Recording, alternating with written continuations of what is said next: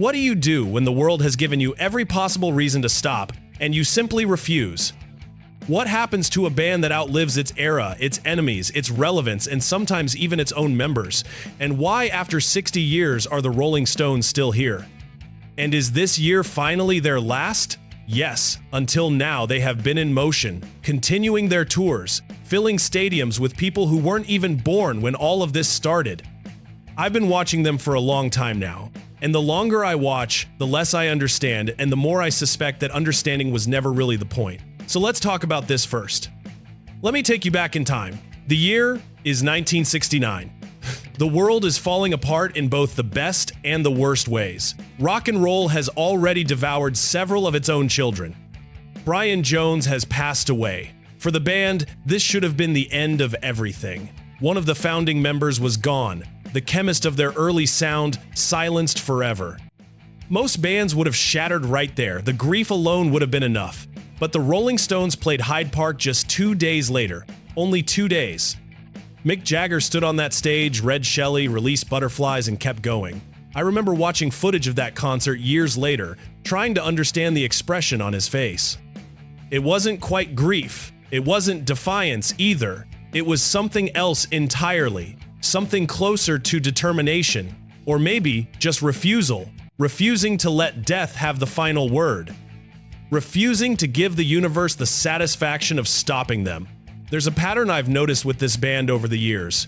Every time the story should end, they simply turn the page. They don't even pause to reflect. They don't make statements about needing time. They just continue, as if continuation itself is the only answer they know how to give. Keith Richards was arrested so many times that the legal system became almost like a recurring character in their story. There were moments when it seemed impossible that he would survive another year, and yet, he kept appearing. Thin, weathered, but somehow still standing. Looking like a man who had made a secret deal with something none of us were meant to understand. I don't romanticize this. The destruction was real. The casualties were real. The people around them who didn't survive were real people with real lives cut short, but the stubbornness was equally real. This refusal also became a cautionary tale of its own. A frame, if you need one. A man who should have died a dozen times, refusing to die even once.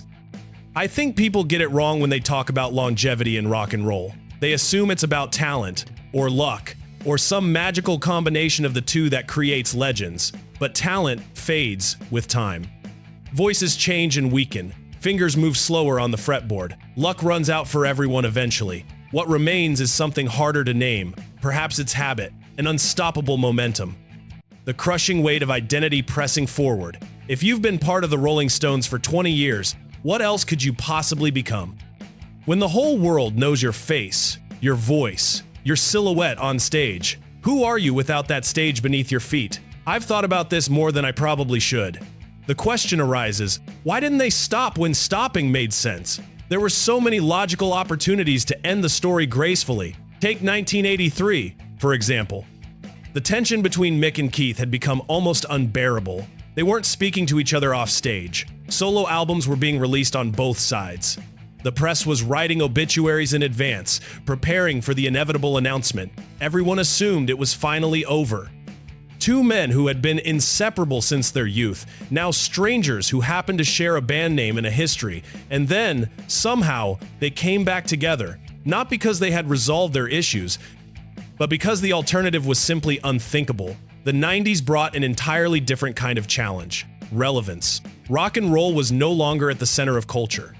Grunge had arrived with flannel shirts and genuine pain, bringing with it a generation that looked at the Rolling Stones the way you might look at your parents' furniture. Familiar, comfortable, but not exactly exciting anymore. Kurt Cobain was singing about alienation, and suddenly Mick Jagger's swagger seemed almost old-fashioned. A relic from a time when rock stars were allowed to enjoy themselves publicly. And still, they kept touring. Steel Wheels? Voodoo Lounge? Massive productions with stages that cost more than most bands would earn in a lifetime of touring, and still people kept coming in enormous numbers, not really for new music, but for something else entirely. A ritual. A confirmation that some things simply refuse to end, no matter what. I saw them live once around that time. I can't say it was transformative, it wasn't. But there was a moment, about halfway through the show, when I stopped listening to the music and started watching something else. The way Mick moved across that enormous stage, not with the energy of youth that was long gone by then, but with a kind of precision that only comes from decades of practice. Economical. A man who knew exactly how much he had left and was spending it carefully. Every gesture calculated for maximum effect. Every strut measured to conserve what remained. And Keith, off to the side, barely moving at all. Just standing there with his guitar, like a statue that occasionally remembered it was alive. There was something almost hypnotic about it. Not the performance itself, the persistence behind it. Another frame. A guitarist who has played the same riffs for 50 years, playing them again tonight, because tonight is all that matters. People sometimes ask me what has kept them going after all these years. Is it the money? The applause? Some desperate need to stay relevant in a world that has moved on? I don't think it's any of those things. Or rather, I think those are just surface explanations. Convenient answers for interviewers. Easy to understand and repeat. I suspect the truth is darker than any of that, and simpler at the same time. Think about who you are when you're 23. Now think about who you'll be when you're 50, 70, 80. Most of us pass through these ages and leave pieces of ourselves behind along the way. We become different people. We grow into new versions of ourselves. Or we shrink away from old ones. Or we change without noticing until we look back. But what happens when your identity gets frozen in place by the world's expectations? What do you do when the whole world insists you remain your 25-year-old self forever? What does it mean to see a face on every poster, every documentary, every stadium screen that stopped existing decades ago? The Rolling Stones are, in a way, prisoners of their own image. They became a symbol before they were ready to carry that weight. Symbols are not allowed to rest. Symbols are not allowed to age gracefully or quietly. Symbols are required to endure, whether they want to or not. I think about Charlie Watts more than the others. He was the quiet one. He seemed the least interested in being a Rolling Stone. He played drums with a detached elegance, as if the chaos around him was entirely someone else's problem. He wore suits when everyone else was wearing leather. He collected antique cars and books about American history. Sometimes he seemed like a man who had wandered into the wrong profession and decided to make the best of it anyway. But he stayed. 60 years. He stayed until his body simply couldn't stay anymore. I don't know exactly what that means, but I know it means something important. When Charlie passed away in 2021, I thought, finally. They'll finally stop.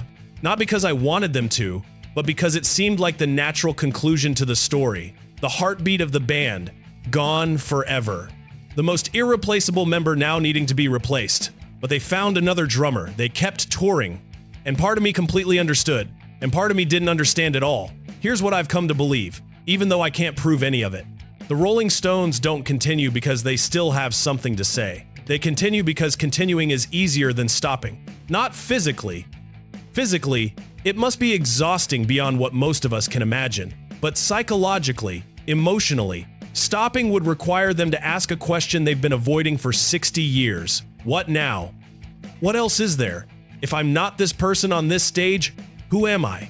Maybe that's been the answer I've been circling around this whole time. Maybe refusing to end has nothing to do with greatness, or legacy, or art.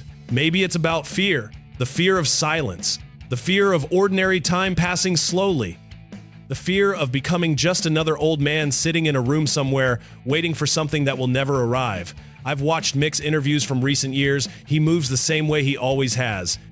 He talks the same way too, in my view. The energy is lower, but the performance is the same as it was decades ago. And I wonder what it's like to be trapped inside a character you created when you were young. To be required to play that character night after night, decade after decade. To put on the costume, the mask, and the voice, even when your knees ache, your friends are dying, and the world has changed. Is it discipline? Is it devotion? Or is the momentum so great that stopping would cause something inside to break? I don't think the Rolling Stones are heroes. I don't think they're villains either. I think there's something too complicated to fit into either category. They're survivors. But survival doesn't always serve a noble purpose. Sometimes it just means refusal. Refusing to accept the ending that makes sense. Refusing to admit that the story has already been fully told. The determination not to let the final chord fade into silence. This rock band contributed to an entire era. Maybe someday they'll stop. maybe tomorrow, maybe never. But if they do, I wonder what that silence will feel like. For them, for us. Most people don't listen to their songs like they used to. Maybe this video just happened to appear in front of you by chance. I can't give you a definitive conclusion. Some things go on forever. Not because they have to, but because ending requires a courage that continuing never demands. I recently heard news that the 2026 tour has been canceled. Maybe they'll stop.